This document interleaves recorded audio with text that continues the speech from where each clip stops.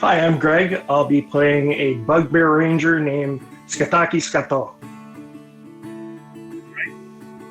Hi, I'm Camille, and I'll be playing Patience Pratt, a tiefling sorcerer. I'm Selene, and I'm going to be playing Velvet Star, who is a Tabaxi rogue archer. Hi, my name is Josh. I am playing a giant coyote man druid, but for those playing at home, it's on a Fearbog build.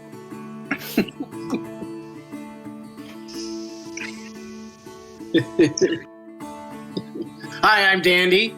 I'm playing Kravar, who is a Dragonborn.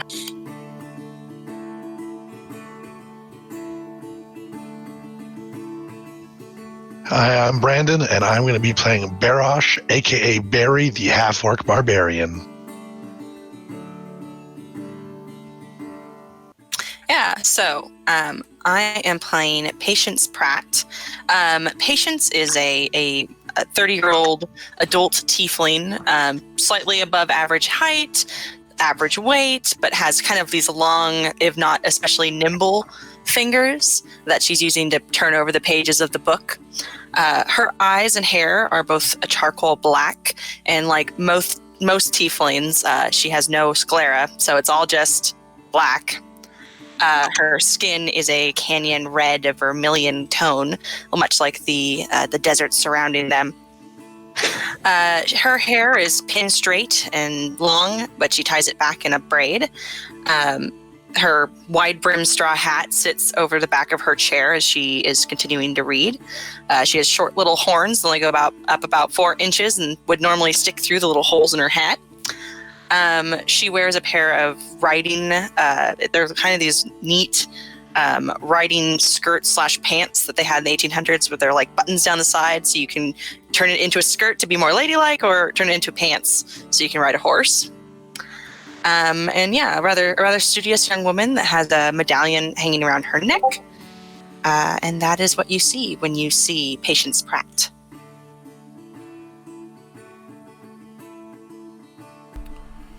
Okay, so we have Patience. Patience, you're sitting and you are studying in your room, researching the histories and potentially the next area you can sojourn for, when your father walks in, another tiefling. Your father is a rare blue tiefling, and you took none of his complexion when you were born, which brought up some questions early on, of course, but... she's an orphan that was adopted by humans. Oh, yeah, I forgot about that. I'm sorry. I'm so sorry. Daddy, are you okay? Your father is tiefling-facing right now, and it's super offensive. It's really fucking weird. Dad, please stop. No, your father... In 1420, really? Yeah. Come sit on my lap and tell me what you really want for Tiefling Christmas. It's all wrong. Your father ended up. He comes in and he looks at you, smiles kind of warmly. He's used to you being kind of like focused on your studies. Dear,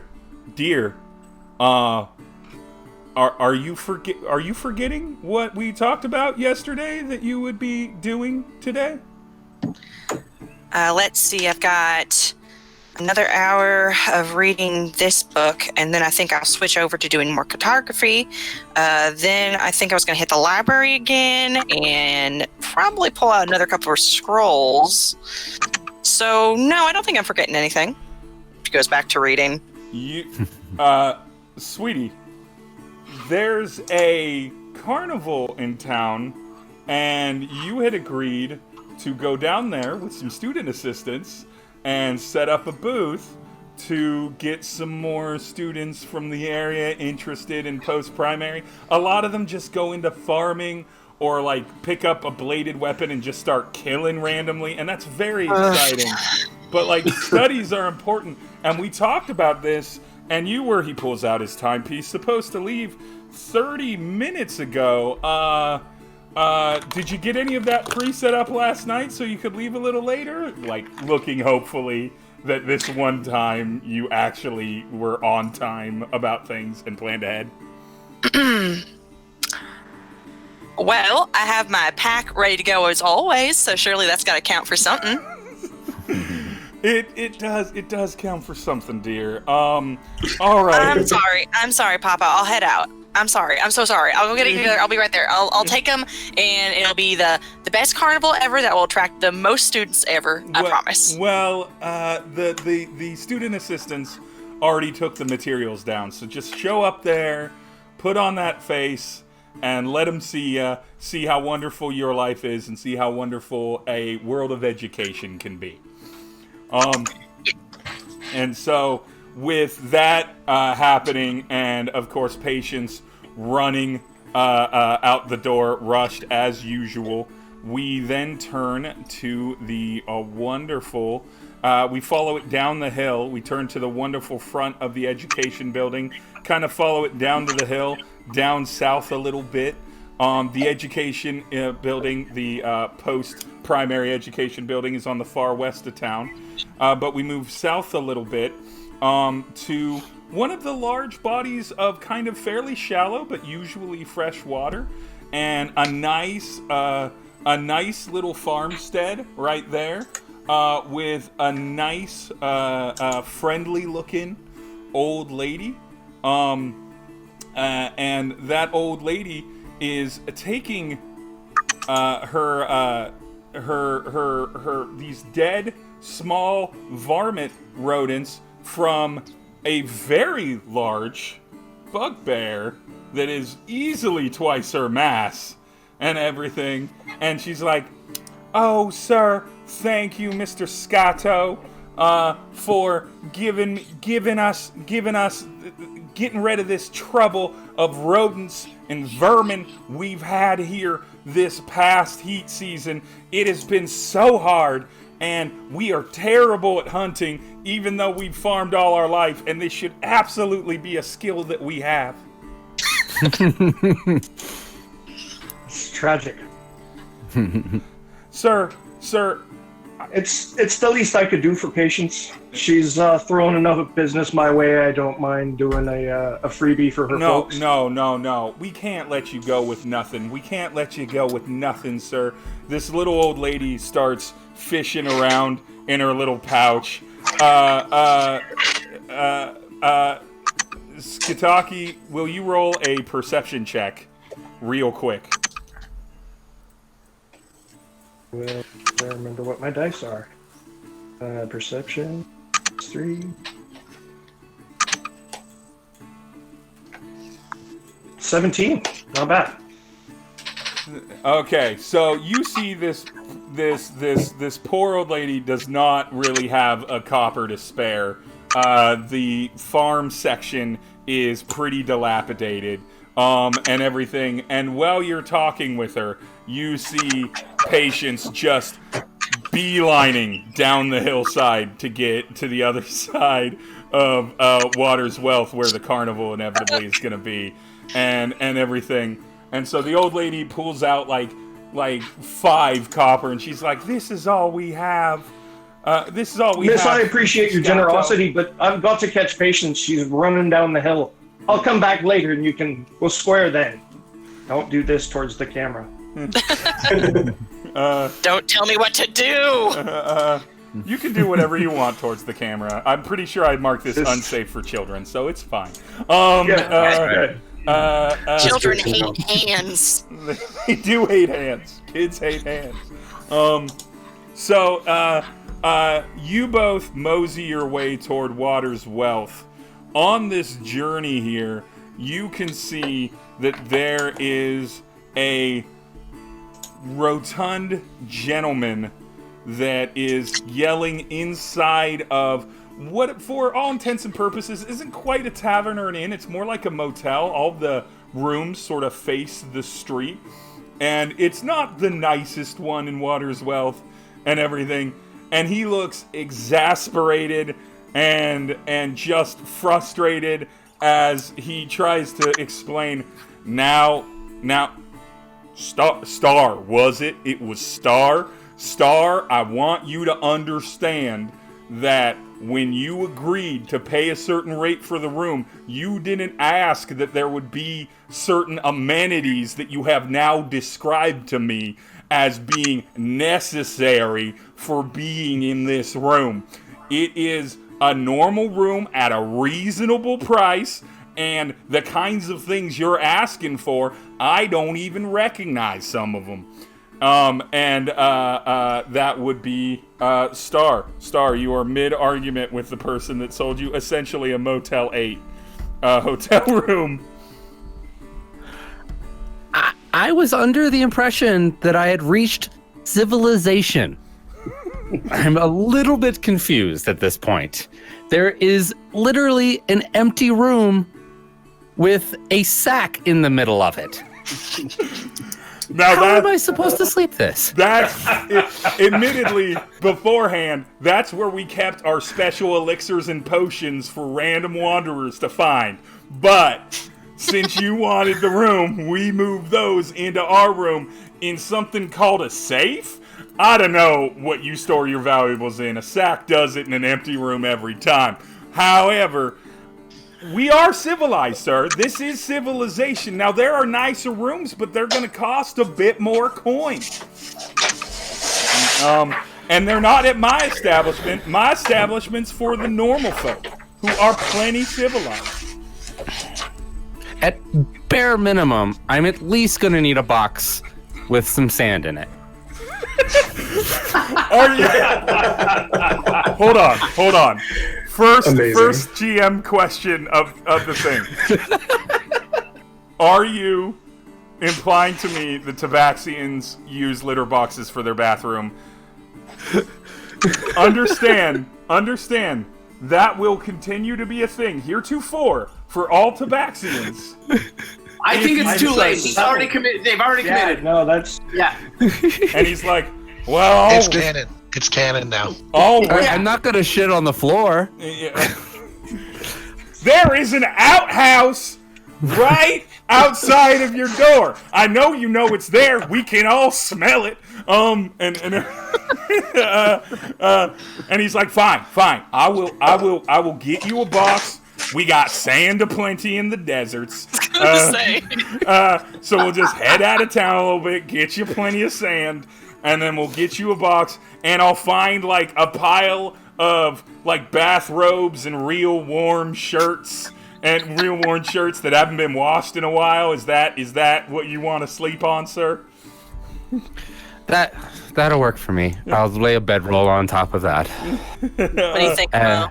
At this point, you might as well at least move the potions back in. You can leave them in the safe. I could use the practice. That is a concerning statement, sir. And so he walks off, and Star, you have won the argument to get a litter box and a pile of cloth to sleep on. So congratulations on your success. Are we going to need to carry a bag of sand with close. us into the desert just in case? A thing? It's fine when we're outdoors. Don't even worry about it, y'all. I got some dope loan. You don't even have to worry about it. So he walks off. Star, you hear with your good cat hearing. You hear a noise you haven't heard yet in this city, which is just sort of like loud organ music, but not from a church. And everything. And you've been around. You've existed for some time. You recognize off in the distance there's a carnival going on at the other end of Water's Wealth. So there is some culture here. If clowns are culture, then yes, indeed, there is. Comparatively, at least. I quit if clowns are culture. Clowns may not be culture, but carnies are culture. Carnies are culture. I've got some experience there, out of character. So you... I have plenty of good friends who are clowns. You make... Sorry for your loss. You make your way past an open eatery restaurant.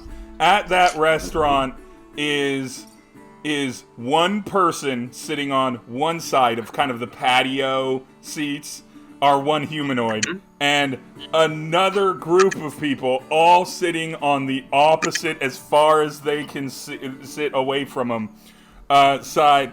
And a very timid young boy comes up to this large Gila monster lizardy,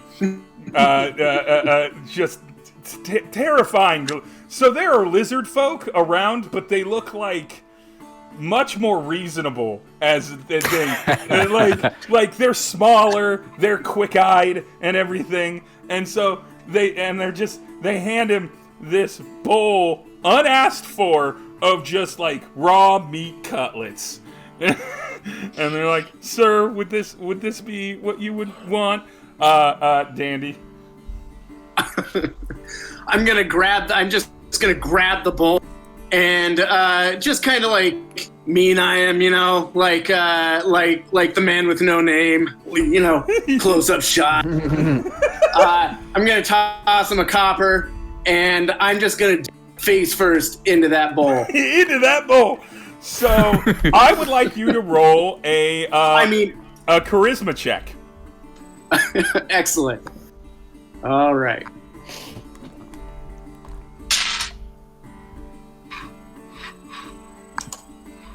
Uh, 15. So most of the eatery, most of the outdoor restaurant is horrified.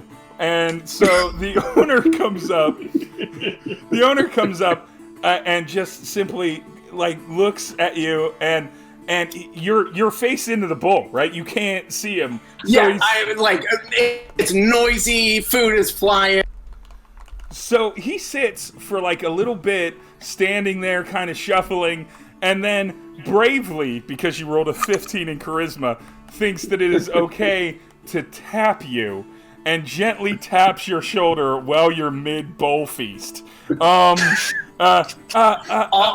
stop and, lower the bowl a little bit. Just look at him. Sir, we understand we all gotta eat. We all gotta eat. But if you could, maybe, you don't have to pay for the food, but you're disturbing. I'm not saying you're not welcome, but maybe on off hours when it's not breakfast, lunch, or there are times where your presence will be less impacting to the business, sir. I'll give you a tip. And then I hear there's real good food down at the carnival, because he's thinking internally, he's like, I can't send this guy to a different restaurant, right? I'm just gonna get burned for it. So he's like, there's some food at the carnival. There's games. I think there's some strength tests down there that I think you will be more than suited for. What? It's delicious. Oh, I'm gonna get back in. You can take the bowl, sir. You can take the bowl, take the food. If you want to, you can take the table. It would be real nice. As he's talking, I'm just going to town on my bowl. I'm gonna lick it clean with my lizard tongue. Yes. And then I'm just gonna hand this slobbery bowl back. Thank you.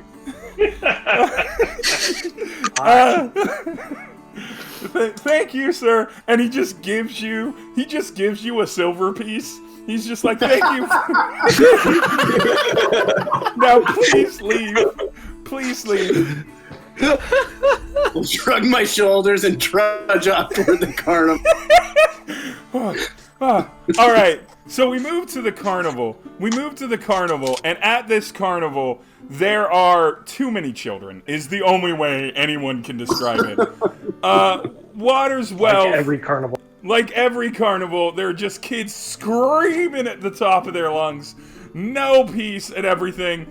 And one little girl that might be like 4 or 5 years old, it's kind of hard to tell. She might be half elf, she might be full elf. It's kind of hard to tell at this, so she could be like 20 years old for all we know.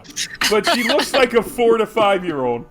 She goes up behind this very tall, very lanky, very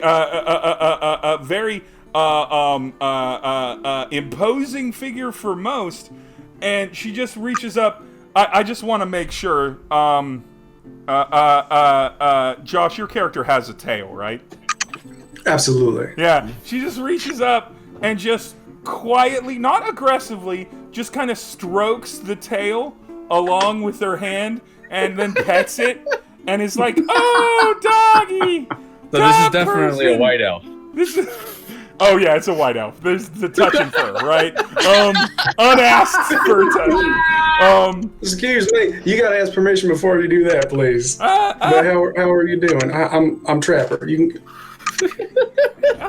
Hi, my name Are is. you okay? Do you need something? Are you with your parents? Do you have an adult? Are you verbal? Are you good? Can I offer you some mint? I've got some fresh mint. I would love I probably mint. shouldn't offer children mint mint at the carnival. I love mint. Look, I take. are there any adults? I take candy from strangers all the time. He didn't say mints. He said mint. Well, just like a leaf. I chew I on eat candy. everything. Hey, in our Can I world, roll a it is. perception check Yes. to see if I can tell if she has a clan or anything? Yep. 10. Oh, wait. Oh my god, character stuff. Yep. I've got tons of buffs to perception. And yet,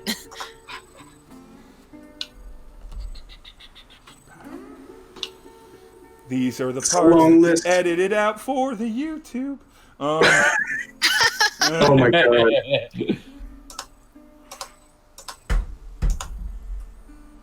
I was gonna say, who in this group doesn't have a tail? I do not have a tail. The bugbear doesn't have a tail. No tail on the I don't half think. orc. Okay. Do bugbears have tails?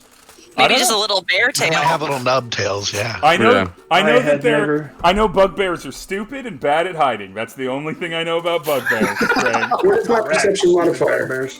What thing modifies? Does the what thing tiefling modifies- have a tail? Yeah, tieflings have tails. Hold on, let me bring up your character. Your What perception modifier? +4. Yeah. It's +4, so you got a 14 on perception. 14. Alright. So, I see that, or you look around and everything like that, and it's not like you see anybody like looking for the girl, but you do see a couple on a park bench that look a lot like this girl. They're both elves, and so they're sort of ageless, but they look like Are they they might be looking at me? onto her, and they're looking at you, but not suspiciously. They seem 100% fine with their daughter just approaching strangers and touching them. Okay. And everything. I threw a nod and wave. They wave Hey, back. how you doing? They wave back. These perhaps unnamed parents just look and they wave back and they're like, and then the dad's like, "Let her scritch your belly." Wow. I mean, I'm not sure that's entirely appropriate, sir, but on a personal note, I just ate an enormous corn dog, and I'm not sure how that would turn It out was after admittedly- I went on a admittedly- little twirly ding over here. The carnival does sell 4-foot corn dogs, and they are amazing and can only be wolfed down by people of your stature. So he Oh, looks, hell yeah. That shit was the size of my scimitar. yeah, he looks at you and is like, "What does that have to do with the price and with the price of meat? Let her scritch your belly, sir. Why are you being such a bad dog?" Such a weird way You do not need to use slurs in front of children. Look, All right, it's good. all It's right. good. I don't know what's going on with your day. Not a problem. I'm gonna go get some cotton candy, but I hope you all have a lovely time here at the carnival. All right, He and I'll walk off to get some snacks. well, walking off to get these snacks. Oh God, I can't remember your character's nickname, Brandon. Barry. Barry. Barry. Where's Barry? Yeah, where's Barry? Barry, the faceless barbarian, because you don't have a camera up. No, Barry. Barry gets to see this whole interaction, and everything. And Barry isn't from this area, but he's been around all of Odai. And that was not like normal Odai hospitality.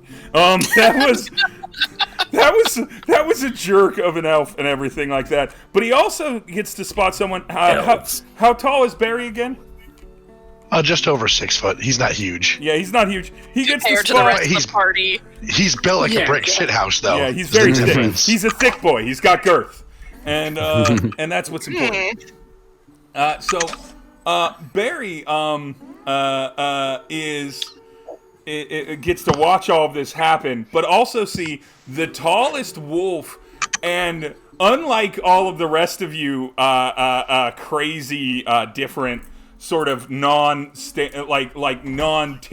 human-looking characters, you've never seen a talking, walking coyote. Sorry, not wolf. Coyote before. Certainly not. Thank you. Certainly not. How tall is Trapper? I mean, 8'1", but Yeah. I'm sure there's a bit of a slouch, but certainly not one that's a solid third taller than him, and everything. That just sort of avoided the little girl. Does Barry move in? Yeah, I mean, you should see my sunflowers. Dang. Does Barry move on to that? Does he look around for something else to do? Well, no, I approach him and I go, I would like to apologize on behalf of the people here. We're really not that rude. You can apologize for other people? That's fucking dope. I like that. Well, I'll just say that most people around here won't treat you with that kind of disrespect. Oh, shit, that's dope, too. Hey, I like you, man. You got good news. What's up? Pleasure to meet you. My name's Barry. Oh, I'm Trapper. I'm sorry. I'm bad about meeting people. And I do a little sort of trot from one foot to the other and a very flourished curtsy. He's like, sorry, sometimes I forget to do that shit and people think I'm a monster or something. Well, that's mighty unfortunate. I reach out to shake his hand with 2 very delicate fingers and Well, I'll sort of shake take your it hand, but I like squeeze your hand really good with a very firm, friendly handshake. I was like, whoa, that's weird. I like that handshake. You got good handshake style. Oh, thank you very much. So, What brings you to Water's Wealth? Man, I'm exploring. I'm trying to figure out. I mean, I want to change the world, man. Who doesn't? We're all trying to figure this shit out. I haven't been a lot of places yet, and I'm trying to see all the places to see where I might find a place that I fit in. You know, this is weird. I'm telling you this. I don't even know you. Well, I don't even know you either, but you know what? I feel we're kindred spirits because I too am a wanderer. Hell yeah. I forgot your name already, though. Mine was Barry. Trapper. Well, Barry. Trapper, nice to meet you. Nice to meet you again, Barry. Double nice. Okay. So watching these two talk, number one, there's just a person off in the distance that's just watching this exchange between a very thick boy and a very tall boy, and everything. And based off the conversation, they just sort of rub their temples. Stretch his belly. And their name is cosplay. Just fucking. They just rub their temples and walk off at that very friendly, very weirdly forward exchange as you, as both Barry and Trapper kind of shuffle, half walk toward the cotton candy stand where Trapper was initially headed.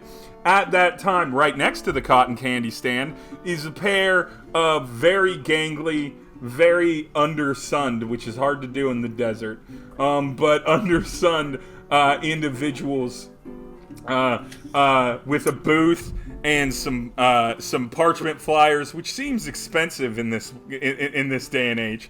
But you know, you gotta leave reminders for people, handing out things to the post-primary education center, and one of them is just like this gawky, like this gawky kind of. He would be a like if he had some meat on his bones, he'd be a majestic eagle person, but he's super underfed. So. Somebody mute the Twitch channel if they're listening to it. That was my fault. He's super underfed, so he's just like 90% Adam's apple and neck, and just like the scrawniest arms, and he's just calling out, "Come to the post-primary school education center where you can learn and then you get the knowledge, and the knowledge creates Steve. the wisdom. Yeah. Ever since you started that voice, you were cutting out a little. Oh. Are you able to change the input sensitivity on your audio settings? I am. I think it's not catching when you're at your quietest talking. That particular voice did Yeah. not do well. There we go. Yeah. Is this a little bit better? Yeah, totally. So you can hear That sounds this great. voice. This is the voice you want. My life I was mean, incomplete we want to hear that until beautiful that voice. DM voice in got that sorted. So, I'm not DMing in that voice the whole time. So, Ooh, it is still cutting out a little. We lost the last half of that sentence. no, I just stopped talking. Correctly. I stopped making noises. So, Like of that sentence we heard, I stopped making wow. instead of making noises. Hold on. No, like I'm at like almost minus 1 dB on my side. So hold on a moment. It's probably. By the way, I should explain that Barry is so friendly that he just can't stand seeing someone not receive good hospitality. Good hospitality. Gotta have that hospitality. Me kill things that stream and upload. It's a kitty. Yeah. It's my baby. Oh, good baby. She's begging for attention because I'm doing something. Hey, Steve. All right, can you hear me now? Consistently. Let's try the high pitched voice again. Well, the high-pitched voice is ready for action and education. Excellent, you're perfect. Nice. Brilliant. Okay. You've only fucking done it, boys. All right.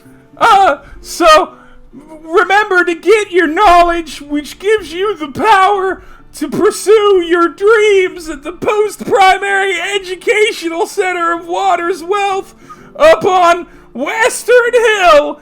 And he's trying his hardest to outbark the carnies, and he is not doing a great job. The other person is just sitting at the table gently nodding off as nobody approaches. Patience, you and your best bugbear buddy. Not your best bugbear buddy, but a bugbear buddy. Skitaki. Yeah, everybody needs a bugbear buddy. Roll up to the booth to watch your two least charismatic student assistants trying desperately their hardest to get anyone to want to go to more school. Oh, Papa always. It's It's always them. It's always the saddest ones. So Tyler, which is the bird boy's name, turns and looks at the imposing bugbear, and he doesn't even notice Patience because he's so fixated, and he's like, "You look like a big fella that's interested in big books proportionate to the size of your imposing figure." I'm interested in how many students I get to eat at your. I'm pretty sure 0, and then he notices Patience, and he doesn't skip a beat. He looks, and he's like, Patience, Miss Patience, how many students could he eat at the center if we enrolled him? Are there any ones that are failing?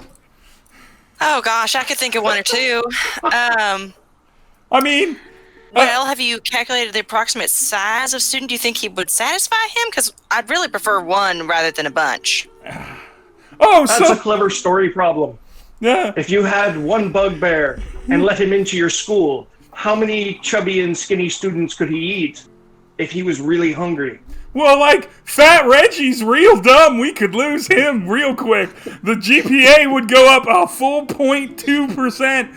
Just losing that one student, and that would put us on a better comparison to the ratings board of Odai's post-secondary educational institutions. Oh, but what would we do for the tuition costs of losing such a large boy that we need to feed? Think about that. He does. He sits there for a while, not even aware that he's in a stupid, absurd conversation, and everything. and that clearly has him distracted. Patience, you're there to man there. How tall is Skitaki again? 7 feet, plus or minus. Okay, so Skitaki, you clock a half-orc and a giant coyote man. And when I say giant, I mean he's probably less weight than you, but he's much noticeably taller than you and everything. 267 pounds. Getting cotton candy kind of stuck on their faces, because cotton candy isn't really meant for like underbites or fur or like non-flesh mouths. May I step in here? Yeah. So actually, once I get the cotton candy, I take it out, I pull all the cotton candy off, and I squish it down into a little tiny compact ball, and I take out a little pouch from my robe, and I put it in the pouch, close it up, and I put it in, and I look around and I go, glucose. But Barry and... Well, that just takes all the fun right out of it. Oh, I'll get you something plenty fun later. You don't worry about that. Trevor will hit you up. Do I get to rub your belly? No, thank you. No, thank you. I appreciate the offer. That was weird, though. At least he asked you this time, rather than just approaching and touching your fur without permission. Yeah, is that a thing here? Is that like a thing people like to do? It's like touch people's stomach? Only flesh? the humans. Only the humans. Humans and elves. They're the only ones with the level of arrogance to do that. Yeah, I heard humans. I heard about that. They're fucking weird.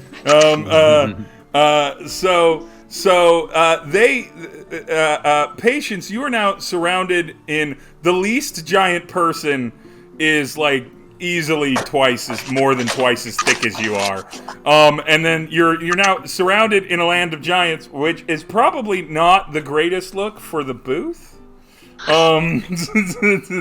There's a bugbear and a coyote and a half-orc that all look like they could kill anything walking except maybe each other. And even though Which booth is this? Yeah. This is the educational booth that that's right next to the cotton candy booth. It's just a table with like a little topside banner that has the banner of the school with its mascot, which is just it was supposed to look like a geyser hot spring, but it just looks like a puddle of water that's being dripped into because the artist wasn't very good. And everything. So right. The mascot for the post-secondary educational school is a puddle of water. Yeah, that's But fucking what a dope. clear spring it is. So, do y'all teach like about water and shit? Oh, well, here at the Post-Primary Education Center of Water's Wealth, we teach all sorts of different things, whether it be a degree in aquaphysics or aquamagic, perhaps a degree in education, so which you could teach your water-based educations.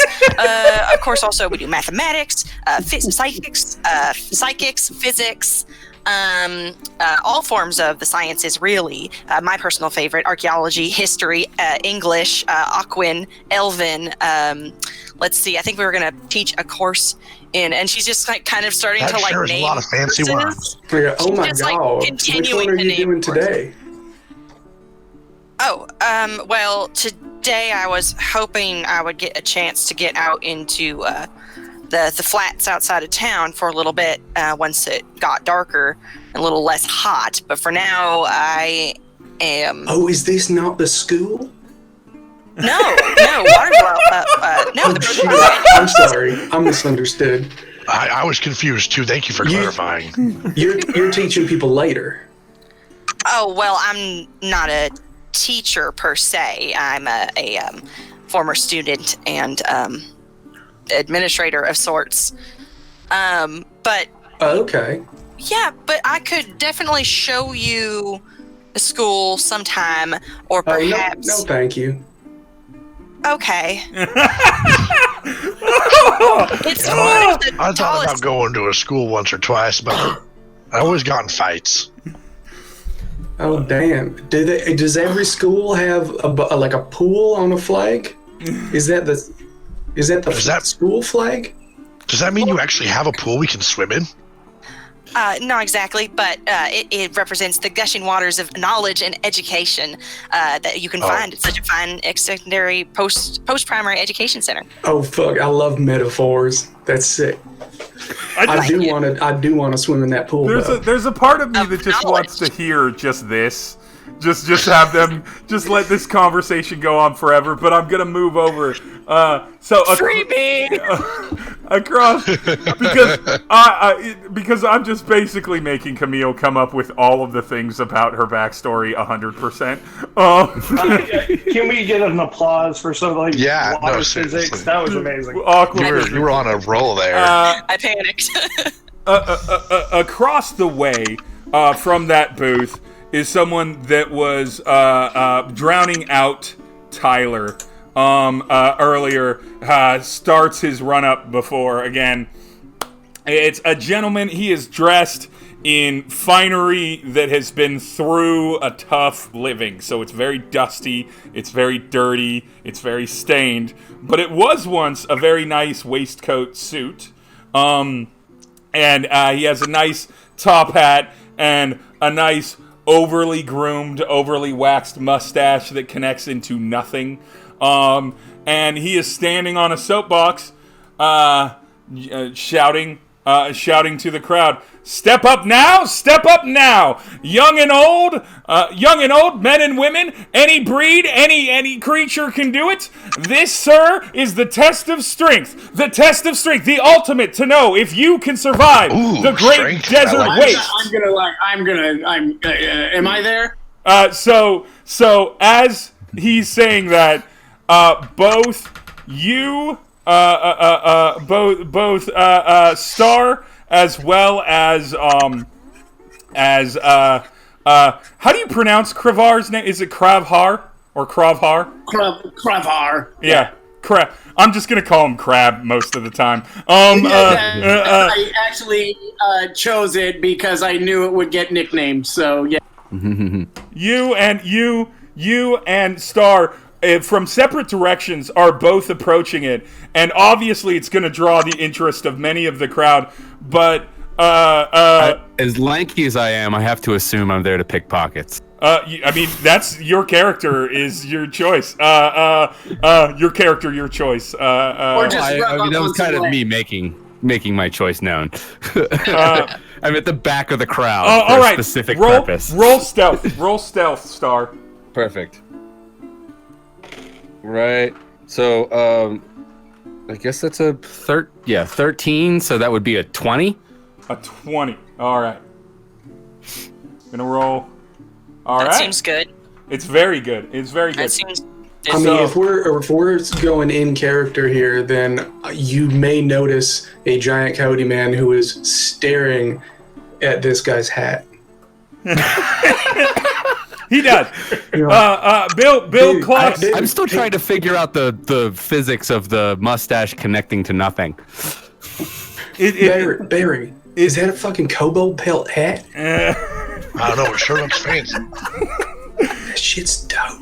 It's so clean. He looks to the crowd and he looks around and each of you, Krav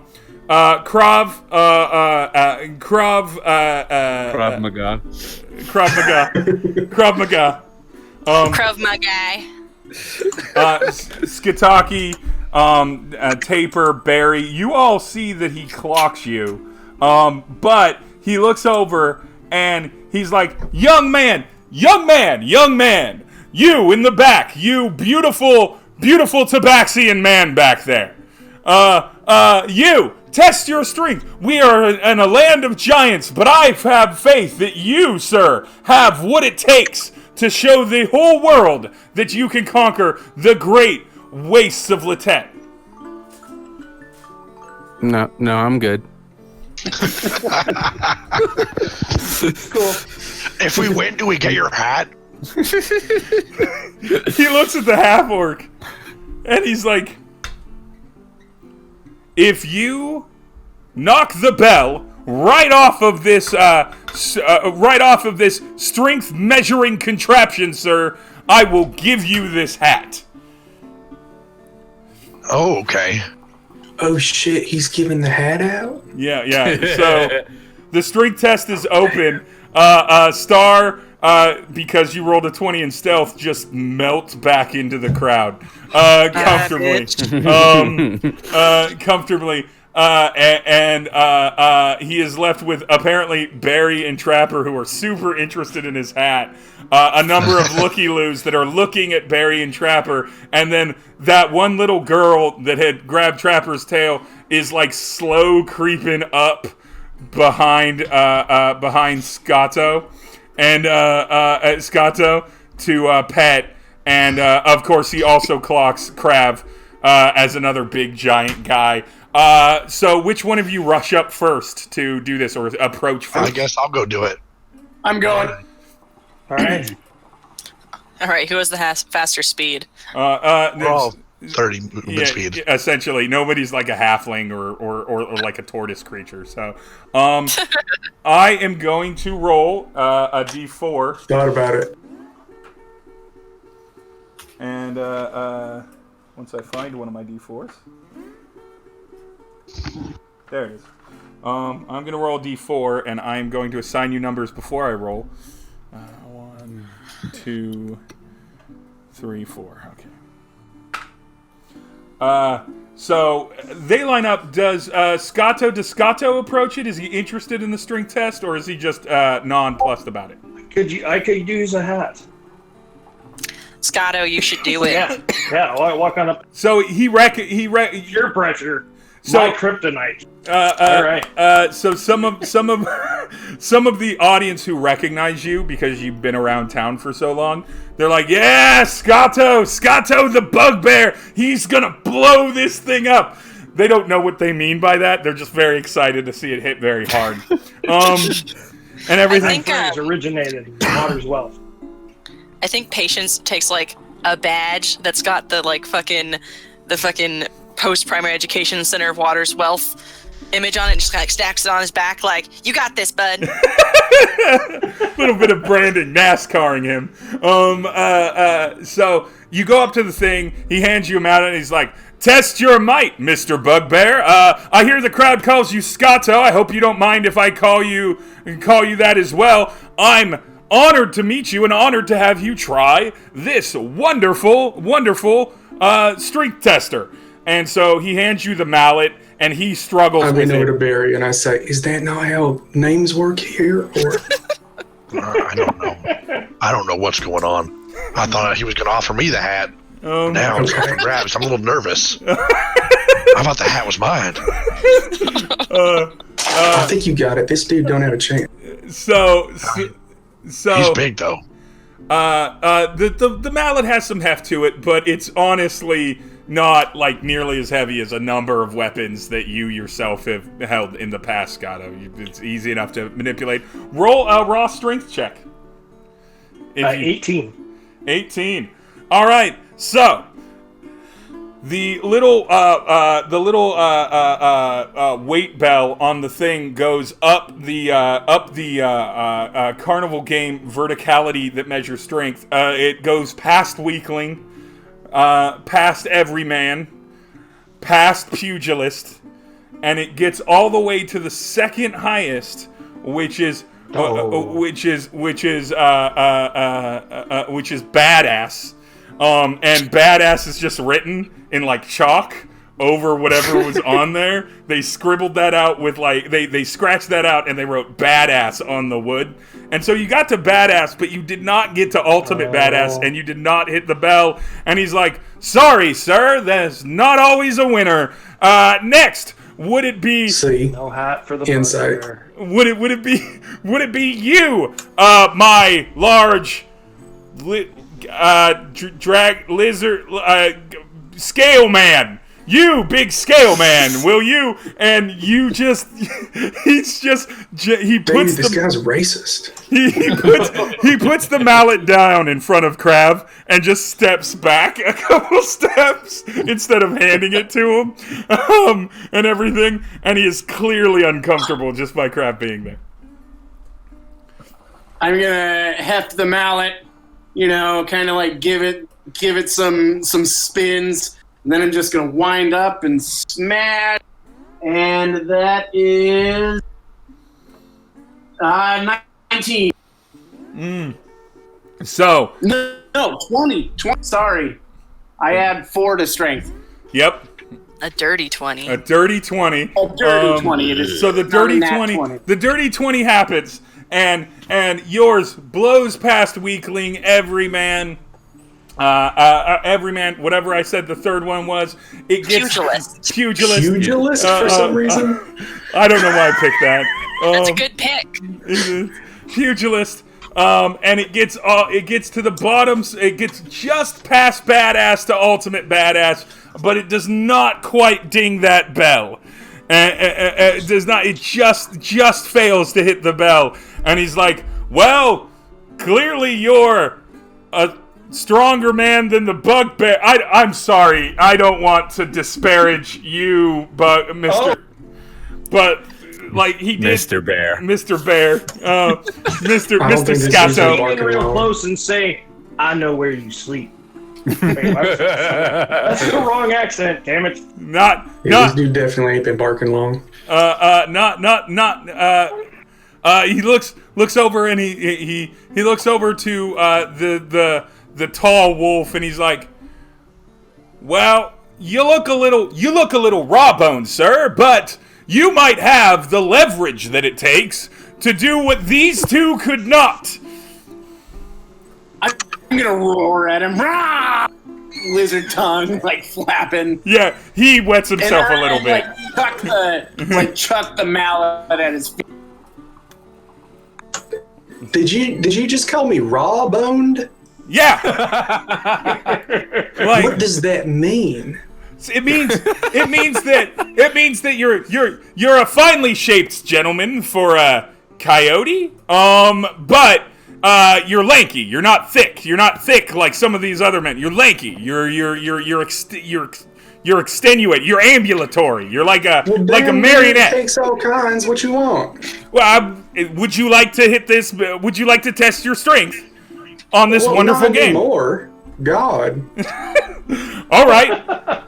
What does raw-bone mean? Sometimes when two people love each other very much but don't have I don't think raw-bone is ethical in these trying times, dude. I don't know. It's an issue of friction. Nobody wants it. It just happens. I'm sorry, I'm gonna have to pass on the raw-bone and the hammering and whatever's going on. I'm having a good time watching. He looks over at Barry, finally, and he's like, "You, sir, were most interested in my fine hat that won in a game with the Count of," and he kind of mumbles the. Damn, I didn't know you were down to talk about the hat. Shit. You. Surely, where these other giants have failed, you, my intelligent, charismatic, wise-looking friend, can succeed. Wow. I'm so flattered. Okay, well, let's do this. And I'm going to use rage so I can get advantage on my strength. You're gonna spend a rage just immediately. Oh, yeah. You dangled the hat in front of him. I love it. Punch himself in the face a couple times. Dave Barry's using and I rolled a 24. I rolled a nat 20, actually. You rolled a nat 20? I rolled a nat 20. All right. So with your nat 20, it blows past Ultimate Badass, hits the bell, and knocks it clear off the machine. The crowd... Please wear that hat forever. Yeah, that's right. Oh, damn, Barry. He's like, the crowd cheers until some of them realize now the game is a little broken, but they cheer. And in my excitement, I just reach over and take the hat off. You just of his take head the hat. Not even thinking. He shudders a little bit away and everything, and he's like, "Well, you won it fair and square. This was your prize. You get the fine hat. You now have a hat made of cobalt leather, cobalt skin leather. It has no bonuses, but it is a fine-looking hat. Are cobalt sentient creatures? Yes. Yeah, dude. Yes. Cool. Yeah, that is cool. You're wearing like a man skin hat. But they are evil. I mean, candles on their heads. Is everyone here racist? Damn. Look, that's definitely cobalt pelt, though. Sir, That is do a you well-made also hat. want the hat? I haven't seen a haberdasher anywhere on this island, so I don't know where he got this hat. It must be an import. So is it like a top hat? What does this hat look like? It's essentially a topper, which is like a top hat, but a little bit shorter and with no pot. It's just kind of straight up. But it's not like a stovepipe. It's more like if you kind of extended a bowler up a little bit, and then flattened the top of it. Gotcha. It's very London, very London late 19th century as a hat, and it's very dusty, but it is leather. And it seems durable. So you have this nice new fashion accessory. I say, damn, Barry, how about a couple sarsaparillas to celebrate, man? Absolutely. The first round's on me. Yeah, check it out. I got these. Hold on. Clink. Hold up. I pull out the little baggie of cotton candy and take a pinch out and put each in the top of the bottle. Hand them over. I say, you got to add a little bit of sugar at the end because they eat it all to make it bubbly. You just have sarsaparillas on delicious. you. So while this is happening, Star, you've been successfully mingling into the crowd, kind of watching this. You've clocked all of what's going on there. It's definitely caught focus, which is good for you. Is good for you. And you've been going about your business, the business that you are so very deft at, and such. And once you reach into a pocket, and it's on a loose coat, it's a perfect pocket. You go to reach into it, the person seems fully distracted, and they turn around real quick. Can you roll a either an athletics or an acrobatics check for me? Acrobatics would be the one that I have. Whatever you're better at. Let's see, I think that one's a +5. Let me double check. I can look at it. Your acrobatics is a +5. So I got a 16. Might be borderline on getting out of this. So you don't pull your hand back quick enough. He gets you by your wrist. He doesn't get you by your full body, but he gets you by your wrist and everything. And a vice lock happens from a very tall for a dwarf. And when I say that, I mean like 4'7", 4'8", so almost small person sized. Definitely. Sure. And he just looks at you and he's like, rooting around for something good there, or good there, boy. Oh! I thought that was my jacket. You know what? Just because I want to see if this works, roll deception. Wait. It's a bad lie, but it's a lie, and you have a good deception. I have amazing deception, I believe. Tabaxi, that's not also wearing, +5. I got a 19 on that. Sell it. All right. He looks at you and he squints. You had to beat like a 22. He looks at you. That was a very good lie. That was a very good lie. And by that I mean a very bad lie, but a very good try, a very good roll. And he looks at you and he's like, he looks at you and he's like, all right, boy. That was awful cute, but what's not cute is you taking stuff from other people. And as he's talking, the barker just yells in his direction, and he's like, "Sir, are you manhandling that Tabaxian right now?" Just the whole crowd just suddenly breaks and looks at the Tabaxian and him as he's like gripping your thing. And I assume, are you pulling away, or are you just standing and having a conversation with him? Oh, I'm definitely trying to get away as fast as I can. They look at him, and everyone looks at him, and he looks around, and he's like, he said it was his pocket, and then he tried to take something out of it. And he's like, "Sir, I can assure you." I speak up. I say, "I heard I can vouch for the Tabaxian feller." Yeah, I can assure you, this gentleman, as well as the Coyote Man here, are what we in the business call plants for getting enthusiasm in these games. He has no need to pick your pockets. I pay them both very finely. And he fully lies to the dwarf trio and everything. In fact, both of them have a need of going back to the break tent, if you will, so that they can. I lean over to Barry. You were a plant this whole time? I say, I think this dude wants his hat back, Barry. Oh, too bad. I want a fair and square. Specifically, I'm actually True. catnip. Is the plant? Catnip. And so the dwarf releases your wrist and feels real uncomfortable because everyone's like hella judging him. Because he's shorter, but he's thick. And you look slender, and no one could know if you're like a teenager or older because you're a cat person, so you're kind of ageless. And so they're like, oh, and he just kind of walks off and everything. And then some gentlemen who are only identifiable as employees of the carnival,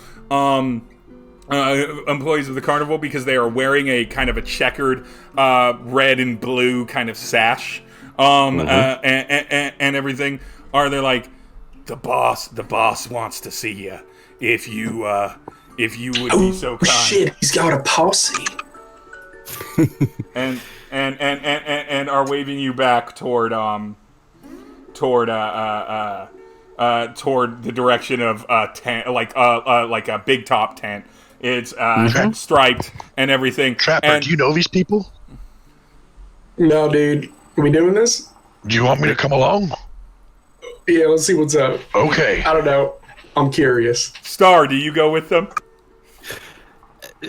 I'm not necessarily down with the clown, but I guess it's better than hanging out with getting busted for pickpocketing. Yeah, and everyone is watching you As right I now. see Star walking up, I give them like a knowing look and just be like, hey, little nod. We lost. Well, we didn't lose him. I think he just blacked out his screen. But we'll catch him up. And so a young woman comes up. Unlike everyone else, just super bold, right to Krav, and is like, honestly, I think you hit it hard enough to break the bell. This game is completely rigged, and I am sorry, sir, that you were caught up in that. Right at Krav. Dandy? What's that? A young woman approaches Crab, no fear in her eyes. She's just a young human, maybe half-elf. Her hair is down, so it's hard to tell. And she looks and she's like, honestly, I think you were robbed. I think you hit it hard enough. But to be honest... talking to me. I thought she was talking to somebody else. Yeah, I no. see. To be honest, we do... this is a carnival. We lean things in a direction. Mainly I'm here, though, because the boss, he wants to see you, as well as the other people that participated in this, back in his tent. Is it about the hat? What does he want to see me for? Because you look like a man of means. Physical means, and he is looking for that right now. So if you would be so kind, it's a paying gig. We're not gonna like do anything weird to you, mostly because we're pretty sure you'd eat us. Adventure? Well, yeah, I would imagine Either so. way. Oh And, shit! All right. Yeah, I mean, let's talk. and then we did lose. As Barry. we're going back, I go, Barry, did he call you mean, dude? I lost my inn. I thought he was talking to the There he is. dragon-looking guy over here. Mm-hmm. He was, but shit. nonetheless, or she was, but nonetheless, so there's the four of you, and then another young woman, who looks very similar to the young woman that approached Krav, goes up to actually Patience, and is like, "Are you friends with the bugbear?" Yes, we are indeed acquaintances. I saw y'all talking. Would you, I can't do this accent anymore. Are you, able to maybe coerce him to join us. We have a job from our boss that he is looking to recruit some people. And, you know, I know it just said badass, then ultimate badass, and he didn't hit the bell, but he hit it pretty hard. And we think it would be very cool if you guys would come and hear out about this job and maybe help us out. Well, and when I say you guys, I really mean your bugbear buddy, but well, that makes complete sense since he is strong and I am educated. Sure. Whatever convinces me to do it. Educated. And so, and you know, there's rumor. I don't want to say the rumors, but there's rumors about, and then she just doesn't continue what was about to be a pretty racist statement and just kind of goes back. I lean over and say, "Do you see the size of these? Do you think they're just for show?" and she's like, she just waves you all back, back toward the striped kind of big top tent. It's not being accessed by anyone at the moment other than staff. And everything. I assume, with all of you going in with some of the staff members that kind of corralled you in there, you see that it is got two like ring circles that are clear for performance, and they're currently rehearsing a trapeze act kind of up top right now. There is a net, and the trapeze artists are not very good, and so it's good that there's a net, because in the minute or so of waiting time before the barker walks in, 3 times they've not yet connected a successful from one trapeze to another trapeze between the two of them, whether someone's there to catch them or not. And so they're not great. But otherwise, it's fairly empty in here. There's like a curtained off area kind of in the back, obviously, where like the staff go to like change. Is this where we've all been walked into? Yeah, this is where you've all been walked into. And so in this place, but otherwise, it's a fairly cavernous big top tent, and it's not yet open for shows until the evening. And so all 6 of you are there. Are there, and can I ask, when is this show going on out there too? Because this shit is dope. I didn't see anything like this, and it's cool as fuck. They're like dropping from hella high. Can I watch that show after this? The staff is like, Patience, what do you know about this? Sorry, about what? All this. Well, trapeze is an ancient form of art and acrobatics. Some say that it has its starts in an extremely an extremely distracting yet effective form of military combat. Thus, things like this were frequently used in order to show your prowess before one would even reach battle. It's also a reason to stay invested in your physical form during times when war is not happening. Now, I could go on about the specific local regions of this, but we don't really do this. Man, you talk a lot, lady. Yes, I do. That was kind of rude, dude.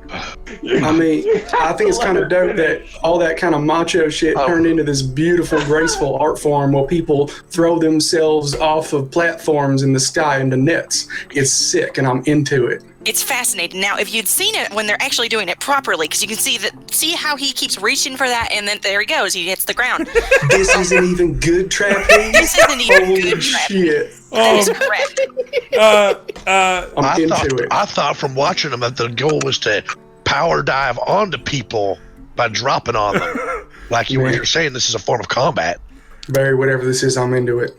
Crab. I need to study with them. Crab, somebody approaches you.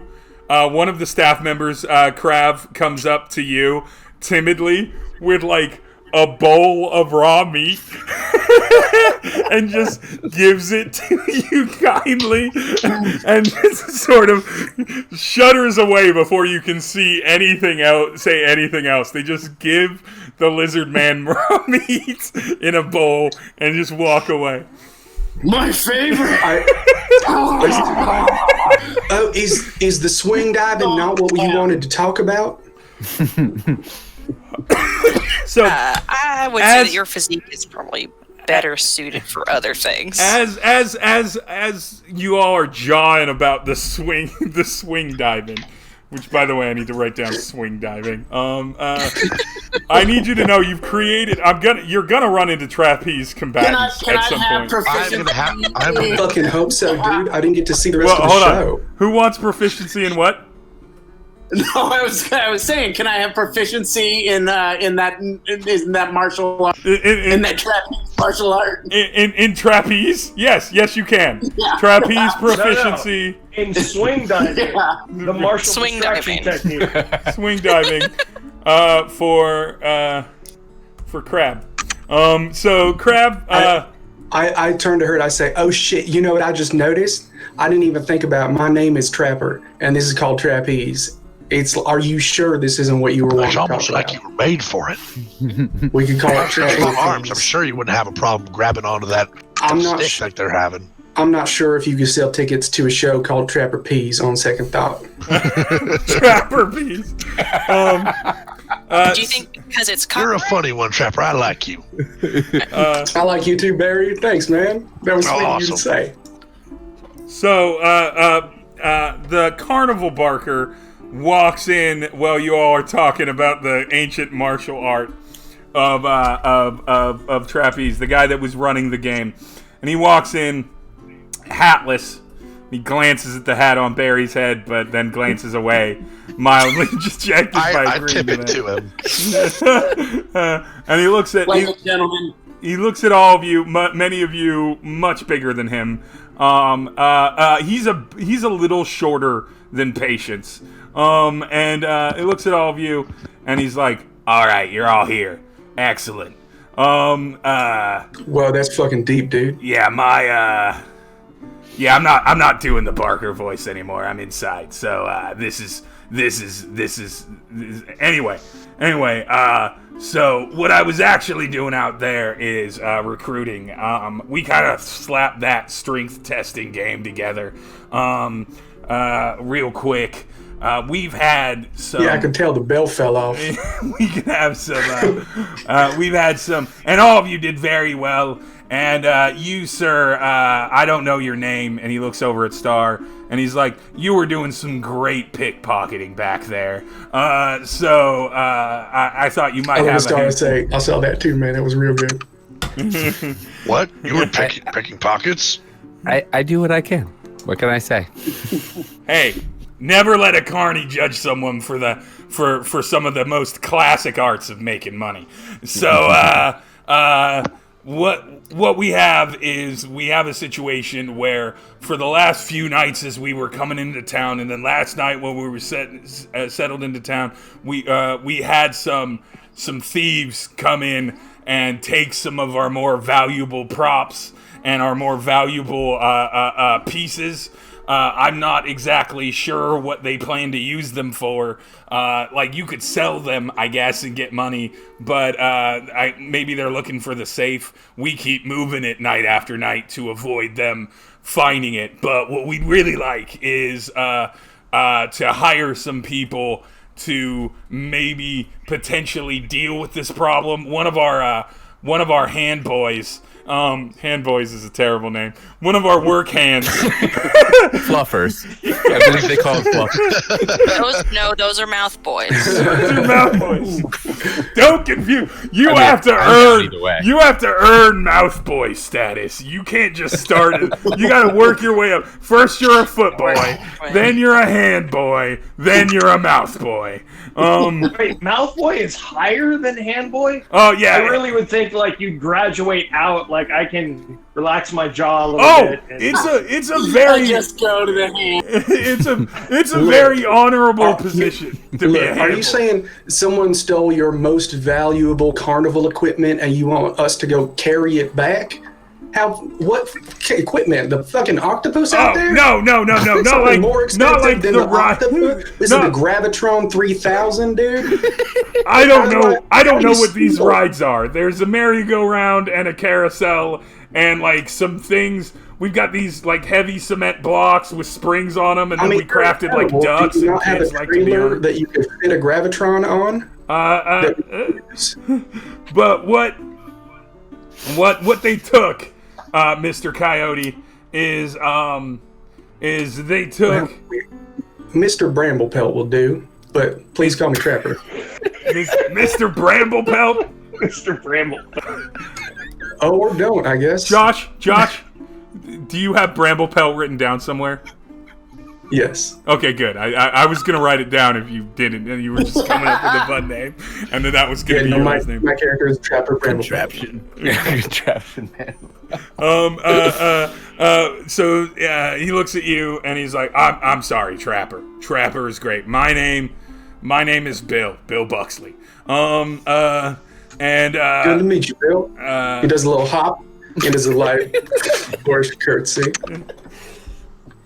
Bill kind of awkwardly curtsies back because he's not sure if that's something that, like, just where you're from they do, and he wants you to take the job.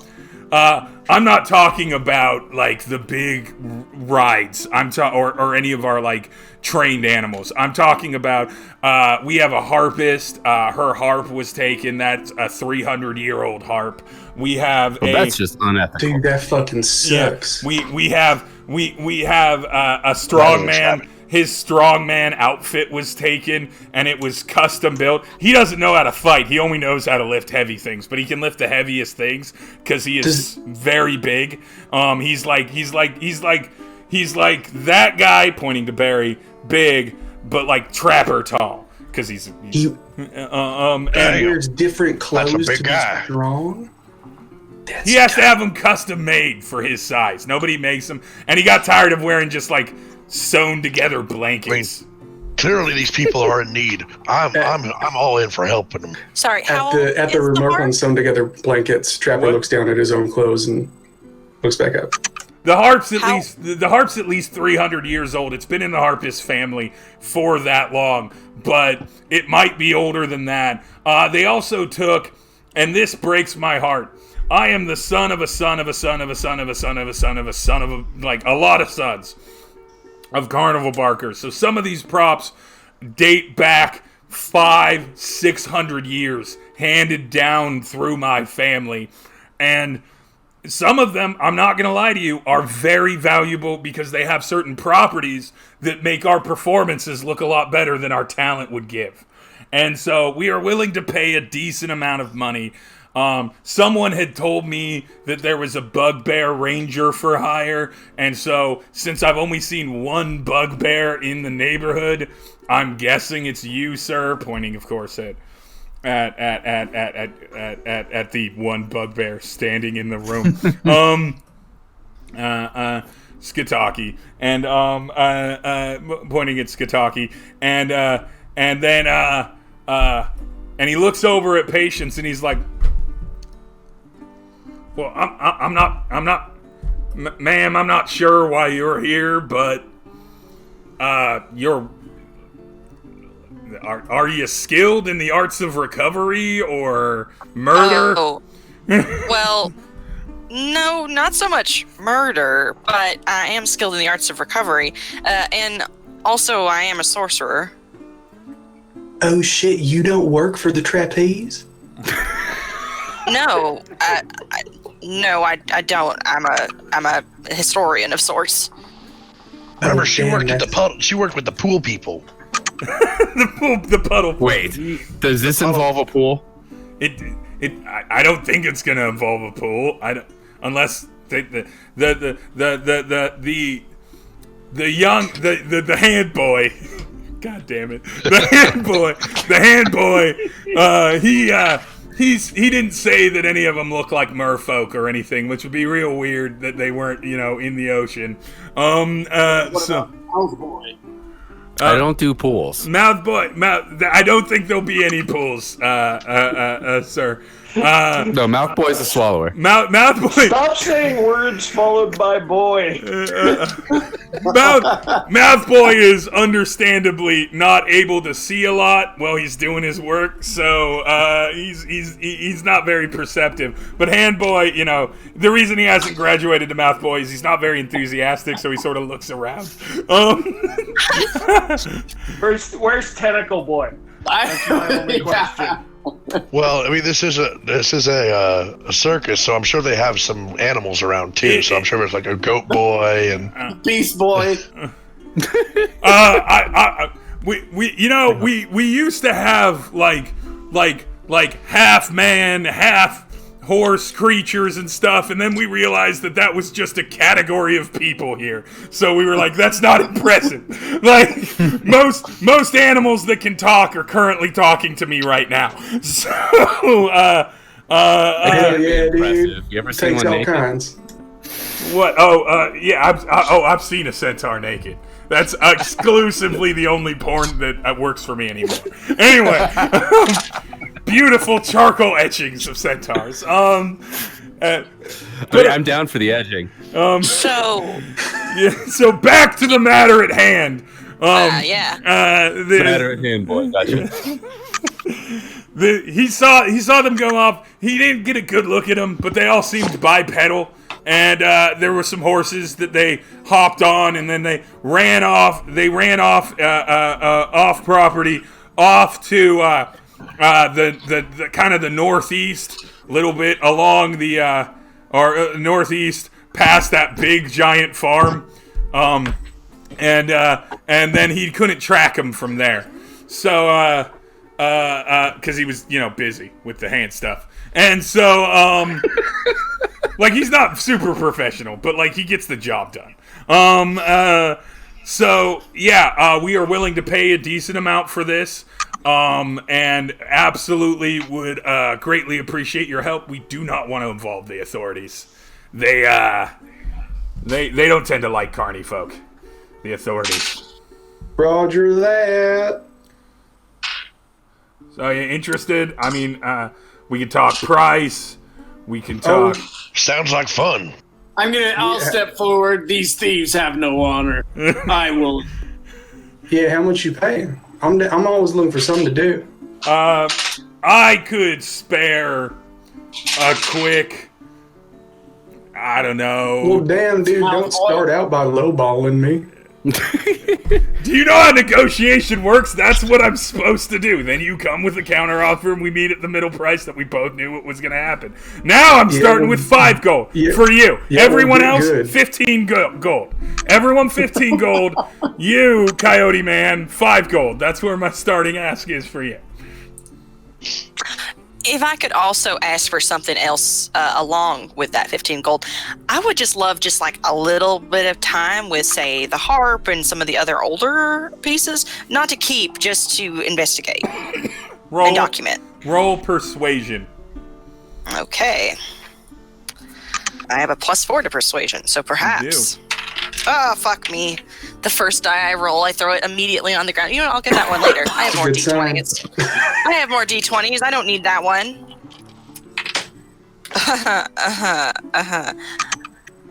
How's 8 strike you? Ooh. I shouldn't have dropped that one on the ground. He looks at you. He looks at you and he's like, you can either have time with the items or the 15 gold. It's your choice. All right. I'll decide once we get them. That's fine by me. What about you, Tabaxian? What about a quick, nimble finger guy like you? I could absolutely use that 15 gold. And in addition, I would like a proper bed and to have it delivered to the tavern. Oh, to the hotel you're staying at? You roll persuasion. You know what?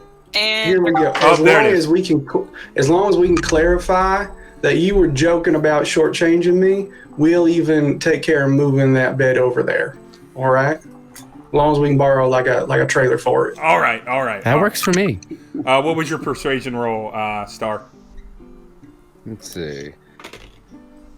That'd be 16. All right.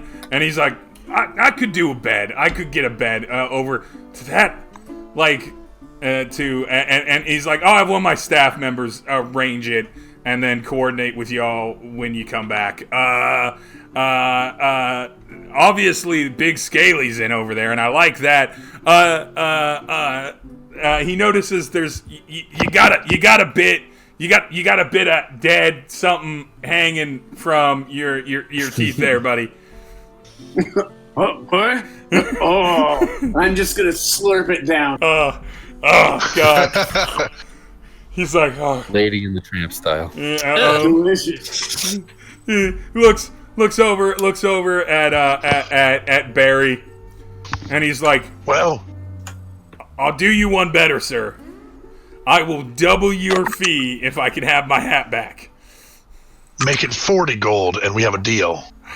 Roll persuasion I like that. with advantage. And also, I think, considering that I am the champion of your strength check, of your strength contest, that should have a little something to do with it, too. It does. Roll persuasion with advantage. That is what I do need to say. All right, I've solved my dice problem. I got a little box. I only rolled a 10. Hey. He looks at you, and he eyes you real tough, and he's like, 35 gold. Deal. Shake on it. Yep. And he shakes it. And I shake it. And once again, I give him that You gotta big, show me how to do firm it. and handshake. like, you accidentally hear a light pop, and he just sort of shakes his hand. And he looks over at the bugbear, who's the only person who hasn't audibly said, yeah, I'm gonna go. And he's like, so you were the first one we were looking for. 15 gold fair? I'm sorry, it cut out. Did you say 50? 15 gold. 5. 50 is fair. I'll happily take that. Don't! And the girl will Don't! take the same. Don't! Plus maybe you know what? I'm feeling generous. I'll give you back 5 gold for some time with those mouth boys you were talking about earlier. Now, wait, I'm sure I missed. Oh, you want some time with the mouth boys? Oh, all right. So for 50 gold, you get Patience and I as long as she gets time with whatever the plucky music-y thing that she wanted to, for whatever reason. It's a harp. So she's gonna harp on you, but don't let that take 50 gold. He looks at you. Roll persuasion with advantage. No, I don't want to. You have to. It's D&D. It's all dice related. It's all random, and your character's build has nothing to do with your success, almost. So, I want to lie so badly, but I would roll on 2 dice because I have advantage.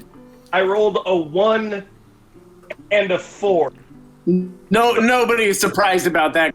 How's that take you? Yeah, as a Wow, person that's so, played with you, Greg, that is standard par for the course. I add my That is amazing classic plus Greg. 1, and with advantage I get 5. All right.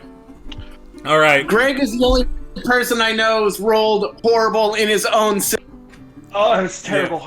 In his It own hurts so system. In his own system, he's rolled terrible. all right. So he looks at you and he's like, all right, here's the deal. I'll give her 30 gold, and I'll give you, just because I like the cut of your gym, a round with the mouth boy, if you want the mouth boy. I think I'll just take the 30 gold instead. Okay. And you see this. This boy in the distance going, "Oh," and he just goes off. He's not really a boy, right? He's not like a child. Right. He's like an 18, 19-year-old kid. So Okay, like, so like a he's twink teenage- or yeah, he's just a twink. But like he's Boy with an eye. boy with an eye. Yeah, there's no Nasty. just because I will describe children very specifically and never sexually. That's not this campaign. What's up, Twitch? I turn and I say, First, before we go off on this, Mr. Barker, Well, sir, what is I your say- name? Oh, what's my name? My name's Bill Buxley. Bill Buxley.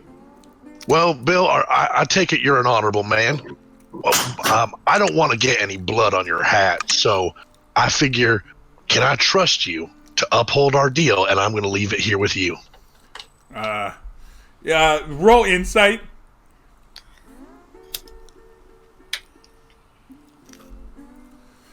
Seven. You 100% trust him. He will. He's like, absolutely. I'm a man of my word. I give him his hat. You won the hat fair and square, and you will get this hat when you come back with the goods. 100%. Well, dang, Bill, I feel like I'm getting shortchanged now. Everybody else sweeten the pot. I know there's another one of your little carnival games, Bill. Come on, man. How's this? I can do this shit. Watch this. And I close my eyes for a second, and then all of a sudden, wildflowers sprout from like around your feet. I'm like, is that worth an extra 20 gold? Come on. He looks at you, and he's like, okay, I'm gonna have you roll. Because I haven't decided how Bill's gonna do it. All right, like for real though, Bill. When we're done with this, I will do a week of circuits out on the field. I'm good with the kids. Come on, they love little flowers. All right, what am I rolling? I saw you didn't let that. Just persuasion. 12. 12. He looks at you and he's like, I don't quite see how flowers is gonna get our stuff back, but you know what, Bill? That's the problem with capitalism. Yeah. You know, I've read a number of interesting works on the difference between capitalism and some of the other forms of currency exchange, or lack thereof. Sorry, that is not the time. Now is not the time for that. Now is the time for a dig, not a dig. I mentioned. You know what you can do with flowers, Bill? I'll show you one thing we can do. I reach out behind me, I pull out a bottle, and I say, you see what this is, Bill? It is a clear glass bottle of brown liquid. And it's a clear glass bottle of brown liquid. Yeah. No, it's that tea. there is this tasty sarsaparilla. I had some of that earlier. It was delicious. Well, it's different than sarsaparilla. This one is some tea. Have you heard tea? It's hot water that used to have leaves in it. Yeah. It's delicious. I am familiar with tea. You make it with fucking flowers. Like you leave them outside, and then you put them in water and make it hot. And then you take them out, and it's delicious. Just stop talking. You can have your gold. You can have 30. You can have 30 gold if you just stop trying to convince me to give you more gold. Damn it! I'll drink the tea. It's fine. He cracks it open and he drinks it with his pinky up. I'm more of a bean juice guy myself. I like bean juice. I fucking love beans, dude. Bill, I knew I liked you. We'd like this done as soon as possible. We're in town for a couple weeks, but we would really like our stuff back. Our harpist can't play. Our strongman is out there wearing basically a bed sheet kind of wrapped around him like a diaper, and I saw that. That shit was dope. And he's hairless, so he's hairless, so he looks like a giant, like hard-lived baby, like a gray hard-lived baby. That's super yoked. It's something about it disturbs me. Goo, brother. Oh God. You can if you want, you can talk to the hand boy yourself. But other than that, that's all I really know. So I'm gonna leave because I'm extremely uncomfortable with the coyote, and of course, the lizard man over there that just ate like a bunch of raw meat. I'm sorry, sir. I'm just gonna be honest. You freak me out. You're freaking me out doing nothing. You're just standing there, and I'm terrified. Okay, we get it. Is the hand boy coming? He seems cooler. Well, he's not going to go with you, but you can talk to him if you want. He's over there. He's over there with the broom. I mean, he looks like he wants to come. And the hand boy looks over there, and he's got a broom in his hand. He's got a broom in his hand. Again, another twink. That's it. No. He's got a broom in his hand. I'm not going there. He's got a broom in his hand, and the broom is still, and he's just staring at the trapeze artists who have yet to successfully trapeze at all, and are just, what did you guys call it? Dive jumping? Swing diving. Swing diving. They're just swing Yeah. diving. Swing diving. Charleston. And he's just staring at him, not working. Rapper, you should go up there and give that a shot. Show him how it's done. Those long limbs of yours, you got that reach. You could probably do it. Yeah, I'll be into that. I like climbing trees and shit. I don't know. Is he not coming? I thought he was earlier. He was looking over, acting like he wanted to come. I mean, I don't think in that way. Bill has turned and just started to walk away, shaking his head, putting the hat back on it. Oh, I'm glad that dude left. So he said it was past the big barn outside of town. Yeah, the big farm. Yeah. Yes, big farm. So Let's go. Yeah, and I'm thinking for tracking, have we got a guy who can do some of that? Gadaki? You? Of course. Where? Oh, me. Let me roll for it. Well, let's get outside of town first. Yeah. You want to get outside of town. All right. I don't think they're still here. Does anyone need anything before we leave? I could use one of those sarsaparillas. Oh, hell yeah, dude. There you go. Fantastic. I pick a little from the cotton candy, put it in. I go and fetch my Yeah, stuff it's- from the hiding spot that I put in because I sleep outside. I don't sleep in inns. All right, so Barry the half orc runs and gathers his things. Anyone else need to do anything significant before you go? Nope. It's fine if you don't. I made this so that you could just dive in the direction of it. As we were walking, I both dropped some wildflower seeds, but also picked some clover blossoms and put them in one of my pockets. Barry, I would like you to roll perception when you're going to gather your stuff, and just tell me what your result is. 8. All right. We're rolling well. Yeah.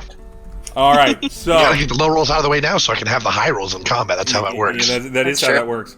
So y'all head out northeast from where the carnival is.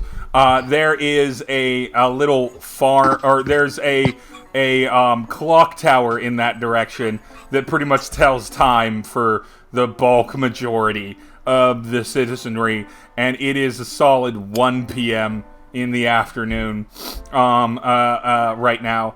And the sun is high, it's hot, but none of you are races that would super mind the heat yet. At this point, there's still the occasional oak tree to provide shade, and there's like little people, little vendor stands with normal sized people selling beverages, usually water or lemonade or something very similar. Kind of on the way out, and those kind of peter off until you get to the large farm section, which is just a big, giant, walled-off farm that... I just want to say I stopped and talked to the lemonade people for like a minute. Of course you did. Of course you did. The lemonade people have nothing important to talk about, and we're not going to roleplay that. Describe to me the lemonade people. Tell me their history. All right. No, we just talked about They them. hold. So... We just Are talked they about literally homebrew made out of beverages, lemonade? that's all. No. They just sell lemonade. So... The lemonade people. Susie, my God. Susie and Choosy Citrus have been selling lemonade for the You last done 5 summers. 5 These summers. are not literally were lemons. No, they're not were lemons. They are the Can we play only. Stardew Valley, Steve? Susie and Choosy make the finest lemonade in Western Odai. It is very good because their citrus farm is the only place that citrus grows out here. And no one exactly knows how they manage in this level of heat to successfully grow citrus with no moisture, or with so little moisture in the air, but they do. And they provide a treat that people come for weeks to try because lemonade is not a common thing in Odai. And so they're friendly enough, and they tell you their life story. You find out that Shuzi is, of course, real mad at Susie because she has a real name, and Shuzi is obviously a joke name. Yeah, we definitely talk about the farm in growing citrus. That's hella interesting. That's what you get. If you really want me to play every fucking NPC, I will do it. But Please, I imagine spare Patience us. just continues to fucking walk on a mission for Harp. Yeah, I bartered some lemons with them. I traded them some herbs and some nuts. I got some lemons and some dried okay. peel. You do get some lemons. Add 2 lemons. Or add 3 lemons to your inventory. You have 3 lemons now. Yeah. They will be good for a few days. Dried peel as well. What? And dry peel. Some dried peel as well. Yeah. So I assume you. I rolled a 20 for pocketing a few. Hey. What a great use of your nat 20. Well, Trapper is clearly busy, or busying the 2 citrus kids. Teenagers. Can I roll to attempt to discreetly dissuade that attempt at stealing lemons? You'd have to roll a perception, opposition, Star's stealth. So Doing it. Star, Okay, roll your stealth, and I got a 17. 15. you don't see it. So Star steals a few lemons. You trade for a few lemons. You move on from the lemonade stand, which will not be brought up again in this game. I'm writing it down. That's what you think. And it's all about it's all about the We're lemonade. now going to be seeking out lemonade stands in every city we go to. Look, dude, I don't want to get scurvy. Do you? You make your way. You make your way northeast. Now, Patience and Skitaki are local here, so they know the area around town pretty well. And so as you move northeast, you move past that farm. That is, of course, because I've named it, the Caspi farms. Caspies are the wealthiest farmers in the area. Been here since time immemorial. Slowly earning their wealth over generation after generation. But they're not wealthy in comparison to people that work in like finance or arms dealing. They're just wealthy in comparison to your everyday farmer. And so you move past that over to toward the kind of northeasterly windmills. And you're approaching like something that those of you from out of town might seem circumspect. Roll perception. Everybody? Everybody but Patience and Skitaki. And God damn it, I keep wanting to call your character Skitaki. I rolled a nat 20. Barry for the nat 20. So a total of 24. Who rolled over a 20, nat or dirty? Or 20 or higher, nat or dirty? Perception? Yeah. 11. Oh, are we all rolling? Yeah. Just I everyone. missed that. Sorry about that. Oh, shit. I rolled my 12. Hold on. Damn. Not quite. I got a 19. God damn it. Keeps going off the table.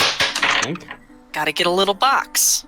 Yep. Gotta get a little box. Oh, no. No, my perception's way lower. 13. Persuasion. Sorry, no, I got a 15. Okay. And then what did you get? What did you get, Josh? 13. What about you, Krav? 7. Oh, okay, good. Is that 13 after your modifiers? It does. That was after my modifier. Yeah, all of that's after modifiers.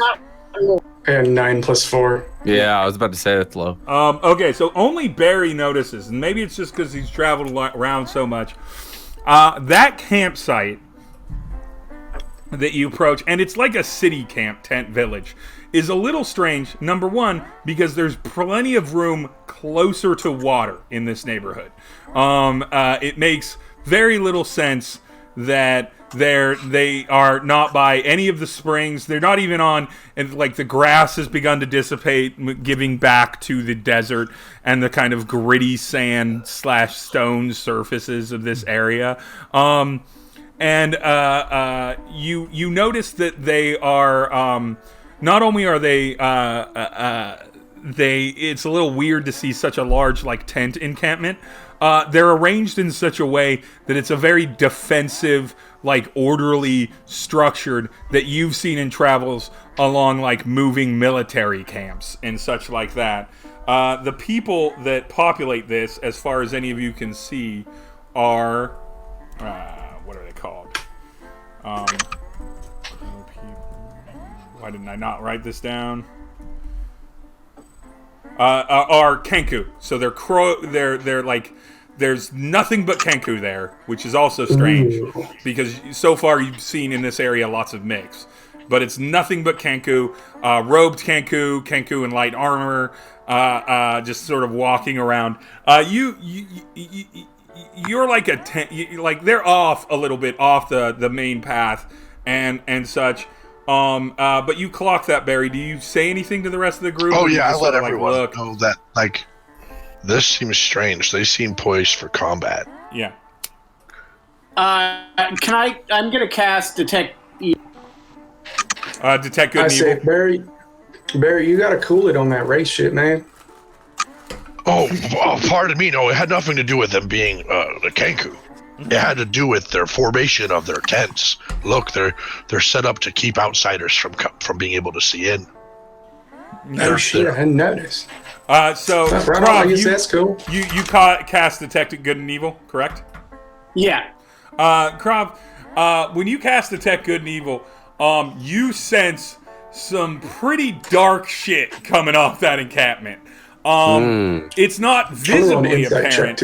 It's not visibly apparent, but you definitely feel that there is some pretty dark energy coming off that encampment. Do we want me to check it out? I'm going to roll an insight check. Steve, is there a reason why it's not weird to us? Like, has it been there for a long time? Are you going to reveal that in a second? I'm just trying to figure out how to react. So I'm going to let y'all react based off of how the people who don't know it react. But yes, it will be revealed a little bit. What did you roll for insight, Josh? 25. 25. All right. So what you understand, which you didn't get until Barry sort of pointed it out at you, is that you understand the sort of like look and feel. People's eyes are up and they are super watchful. You can see there's a couple towers. There's a couple towers that are acting like improvised towers. Yeah, they're wood. That are kind of up near the kind of walled off structure in the north, which is still canvas. You can see that it's canvas over the top, but there's some improvised fencing, and they're just sort of watching. They are secured to the ground in the way that you can secure posts into the ground by digging a ditch. And then digging a ditch, driving the post in, and then packing it as tight as possible. But it's not like they're modern. They didn't like pour cement. From my perception check from earlier, do I get an idea of how many people might be in this camp? Like a rough number? You know that it's over 100. Okay. So they're planning to be here for at least a couple weeks. Yeah, they're set in. Yeah, I mean, there's something like 35 tents in this thing. Yeah, they're set in. I don't sense anything like nefarious. Not with your insight. But Krav did indeed sense deep evil, and if he wants to share it with the group or respond to it, he can. I go, damn, Barry, you're right. There's a bunch of people just set up. It looks like they're trying to be here a while, but they've got all improvised guns. Yeah, it's like they're on the move or something. So Is that a yes on me checking it out? I don't think they have good intention. Mm-hmm. So the short and finite checking and start. And well, So y'all are discussing it. Do you check it out? Well, I mean, why don't I check it out? And then I turn into chipmunk. Yeah. And then that chipmunk turns invisible. Okay. And runs over to the camp. So in that moment that you say, "Why don't I check it out?" and start turning into a chipmunk. I also rolled a 26 for stealth. Yeah. In that moment, and even if Star starts creeping that way, Patience and Skitaki, you both know that this is a hired band of mercenaries that the Magister hired, who's the mayor of your city. His title is Magister, hired for a particular military job. He was very sketchy on exactly explaining what it is, but he hired for a very particular reason. So you've been aware of this camp for the last several weeks because it's been here for a couple weeks. And it was made very clear that these people would not be coming into the city en masse.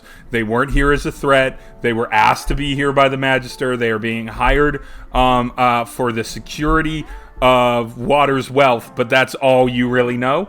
And so as both Star and Trapper kind of look like you've watched this discussion, as they both look like they're going, what do you do? How do you take that information? Do you resolve it? Do you tell them to not look it out? Do you encourage them to check it out?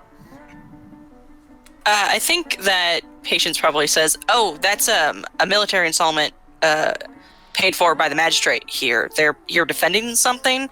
They're not supposed to come into town. They've been here for a few weeks." There is something very The dark. chipmunk becomes visible again. Chipmunk becomes visible again. And then Krob just announced there's something very dark. Holy shit, you can go from really big to really small. Right. I got a 17 on perception, so I think I heard her. Yeah. Yeah. So, Krob, you're saying it sounds bad? Is it just because it's just because there's a bunch of Kenku, or? It's because the Kenku are bad.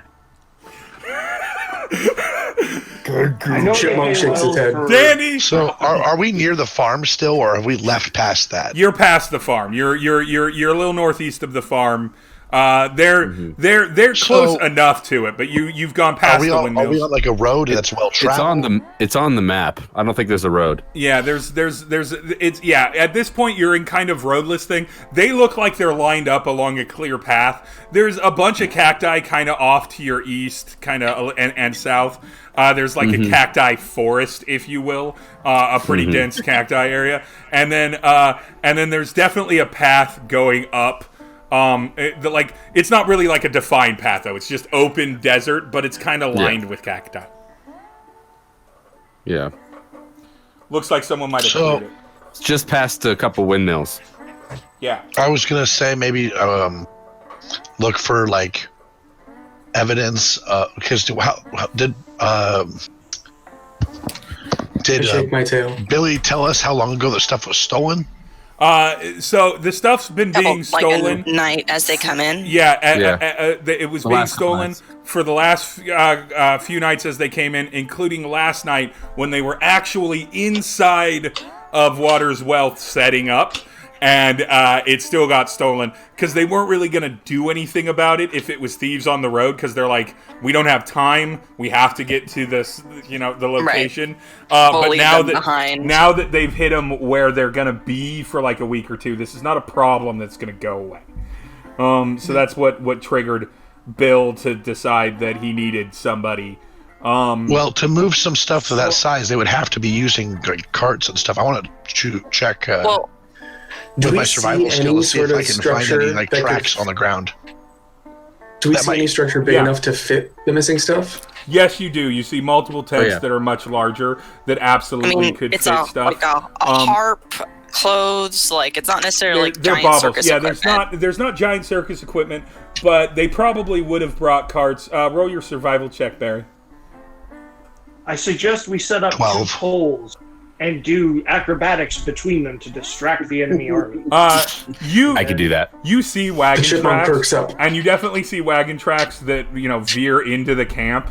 But you can't. This is also a point of exit out of the town with a relatively clear path going forward. So you know well enough to be like, well, it's clear that from the veering of the path, like some sort of wagon or cart or something with like large spoke wood wheels made a curve into the entrance of the camp that implies that they were coming from this direction, but you couldn't track them much farther than the entrance, right? Like, you're seeing those kinds of arcs, and you don't necessarily know it's definitively a Kenku cart. It could just be a merchant cart trying to gain access to the camp to sell their wares. See the cart tracks?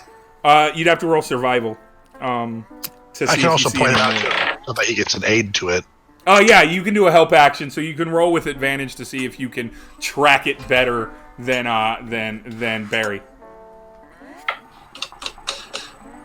What am I rolling? Survival With advantage. with advantage, so 2d20 highest roll. Oh, I have a double D20. Double D20. 16 and a nat 1 inside. Oh, God. Hold on. No. 16 plus 6, 22. 22. And then what did you I get? definitely had a few. Greg? So. 18. 18. So, both Skitaki and Trapper kind of take a look for it. Skitaki kind of gets back. Skitaki sort of follows, can follow it back to a certain length, points that out to Trapper, and then Trapper's got a lock on the width and gait of the wagon wheels. That's exactly what I was going to ask. Width how and wide gait. were the wheels, and how deep did they press how into the deep ground? are they? And you can tell that the load was heavier in the front than the back because you got a 22, and everything.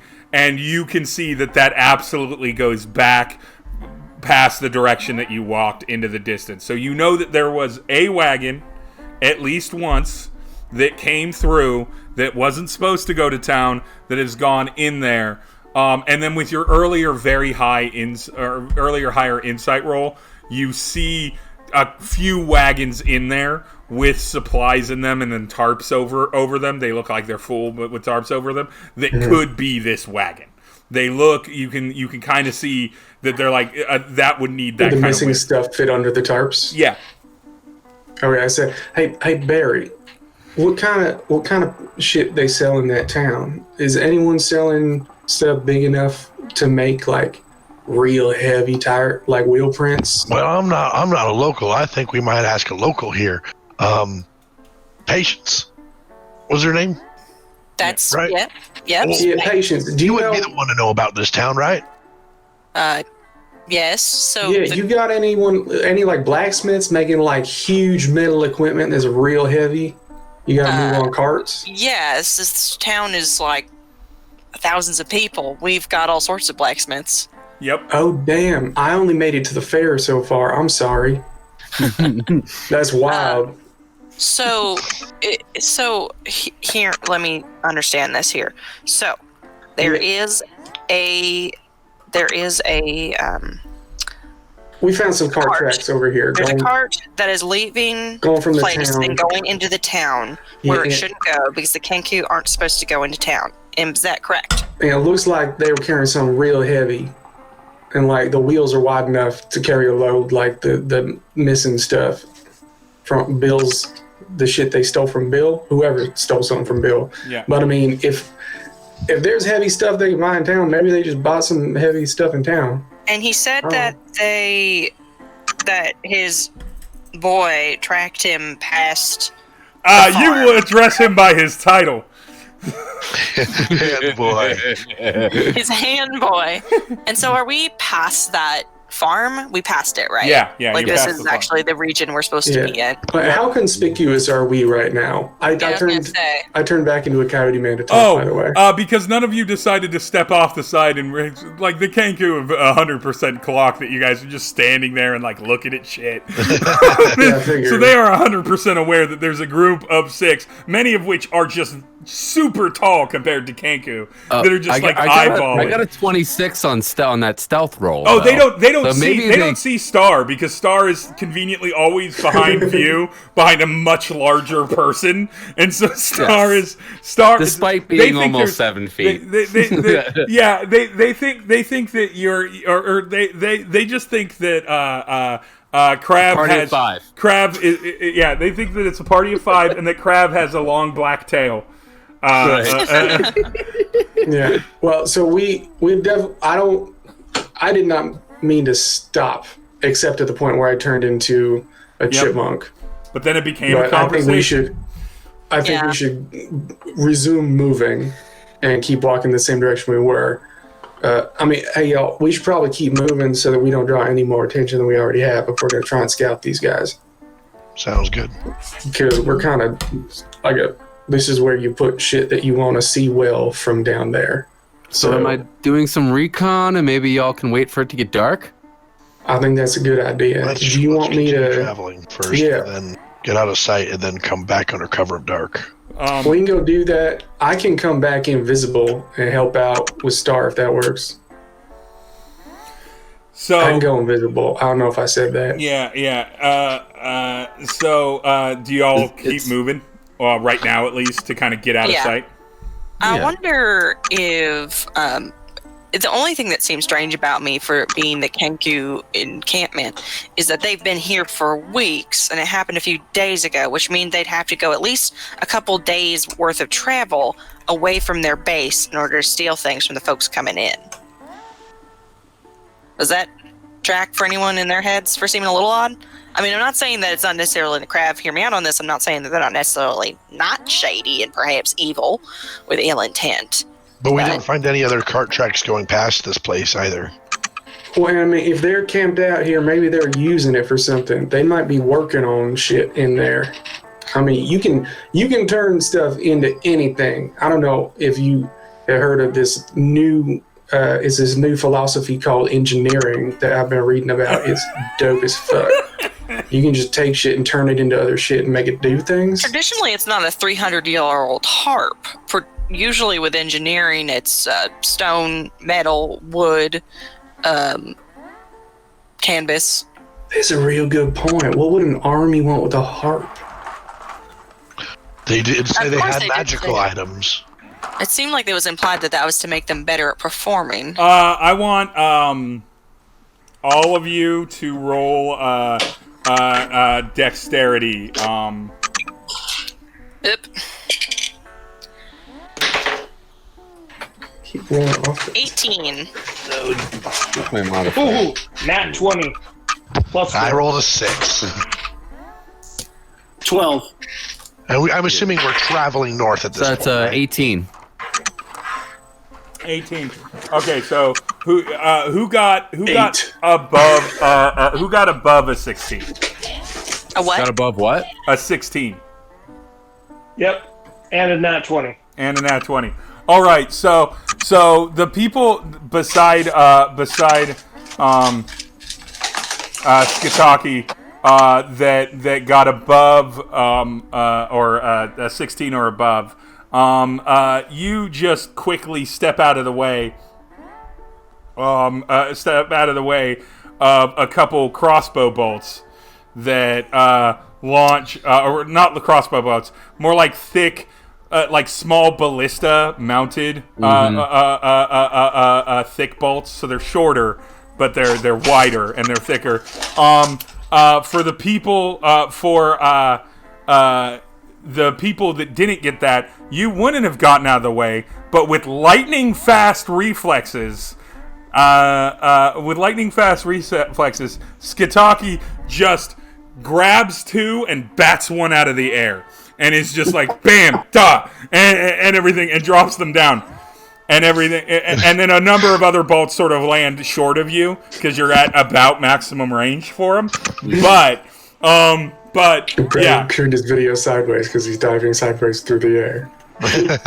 What direction did the bolt come from? what? What did this come from? The Skataki Yeah. or the Kenku? They came the Kenku directly from the encampment? Kenku. Yeah. I hit the far are deck. we from I get down on the ground. I turn back into a chipmunk. How far are you from the spot, or from the front of the? Can we see the artillery these came from? So close to range. Give me just a minute. I just want to make sure I'm right on my range. I'm going to arm my weapons, my shield and my hammer.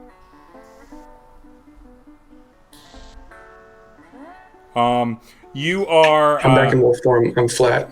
Chakra in hand. Chakra.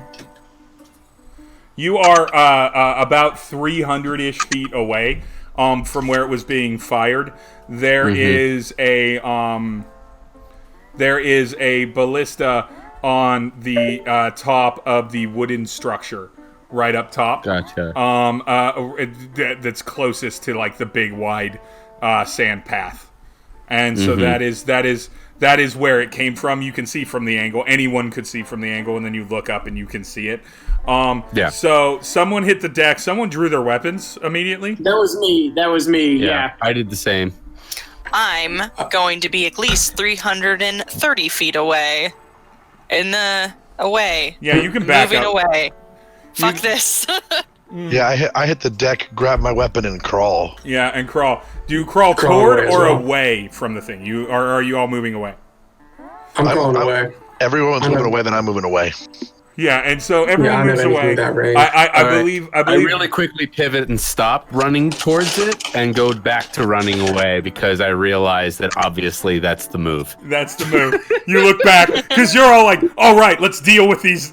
I can imagine Star's like, "All right, open chance. Let's deal with these bad people. The big giant lizard said they're bad. They're obviously shady. Let's deal with them. Turn around. I've got a lot of huge people with me, and then I make it about 10 feet forward and realize nobody's with me. I love that. 300 feet at a ballista sounds like suicide. Yeah. So you all successfully get out of range of the ballista. I assume you all make it toward your a little bit farther. So a little bit farther northeast, there's a kind of a shaded section, almost as if I put it there for a reason. A shaded section where the kind of earth goes up and the rock face underneath all the sand gets exposed. It's about 12 to 15 feet of cover, and it overhangs a little bit. Anyone walking at you from the direction of the northeast would easily be able to see you. It's not a cave. But anyone in any part of the Kenku camp just cannot see you anymore and has moved past. If anyone wants to roll perception to see if they got clocked on where they were going, you can. Yeah, I'll do that. Yeah, I'll go ahead. I don't see shit. Me I rolled neither. 22. Barry, you don't come across as super duper smart, but you are killing the game right now on these rolls. Man, well, I am proficient in perception. And so Barry, with all of his training and experience, notices that they are 100% not being tracked. Nobody has come out to pursue you. Nobody came out after the ballista was fired or anything like that. It was clearly a get off our lawn moment, which is stay back or we will try and murder you. I think they're onto us, guys. And so with you undercover and with Greg falling off for the night due to I believe his phone just died on him. I think that this is a good pause point because one way or the other, depending on what choices you make, we will probably step into combat next session. So this is a nice little pause point where you kind of figure out your plan. So that is the first adventure of the Through the Mill crew. I'm going to do the standard stuff that won't apply to Twitch but will apply to YouTube. You can like and follow Dying of Exposure here on the YouTube channel or over on the YouTube channel. YouTube.com/Dying of Exposure. Follow us on social media, Facebook, Twitter @Dying of Exposure, or follow us next week on Twitch. Same 7:30 p.m. start time when we return to this and we see what this party of earnestly friendly big guys and a couple I love that the shortest person is 5'9", followed by 6'1", 6'2", followed by 7 foot. Like this is 6'9". 6'9". Sorry, I am 6'3". 6'3". Oh, I don't want to take an inch from Barry in this party. Well, I thought I was being reasonable when I was like, man, I'm going to be the tall one, the 6'3", and then holy crap, there's an 8-foot tall coyote man. Yeah. Thank you very much for playing. For those that are watching the Twitch or the YouTube afterward or Twitch afterward, I hope you enjoyed it, and we will be back again next week. Thank you very much, and have a good day.